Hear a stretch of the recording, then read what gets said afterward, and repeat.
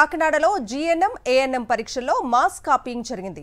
స్లిప్పులు పెట్టుకుని విద్యార్థులు దర్జాగా పరీక్షలు రాశారు. గత 2 రోజులుగా రంగరాయ మెడికల్ కళాశాలలో జీఎన్ఎం ఏఎన్ఎం కోర్సులకు సంబంధించి 1500 మంది విద్యార్థులు పరీక్షలు రాస్తున్నారు.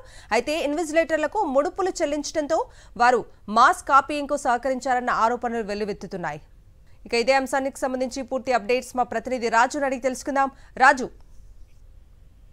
కాకినాడలో జరుగుతున్నటువంటి జీఎన్ఎం అదేవిధంగా ఏఎన్ఎం సప్లిమెంటరీ పరీక్షలకు సంబంధించి మాస్ కాపీయింగ్ జరుగుతుంది.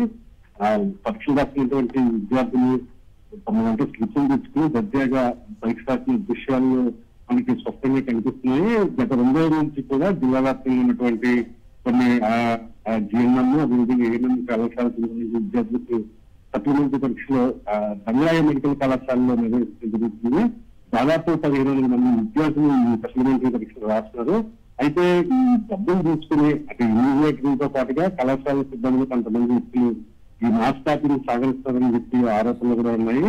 ఎంతో ధైర్యంగా విద్యార్థులు రాస్తున్నారంటే ఖచ్చితంగా ఆ ఇన్విజిలేటర్లు అదేవిధంగా కళాశాల సిబ్బందికి ప్రోత్సాహం ఉంది, ముడుపులు తీసుకున్నారనే ఆరోపణలు ఎక్కువ నేపథ్యంలో ఓవరాల్ గా చూస్తూ ఈ మాస్ కాపీని అయితే కాస్త చర్చగా అనిపిస్తుంది. Right Raju, thank you.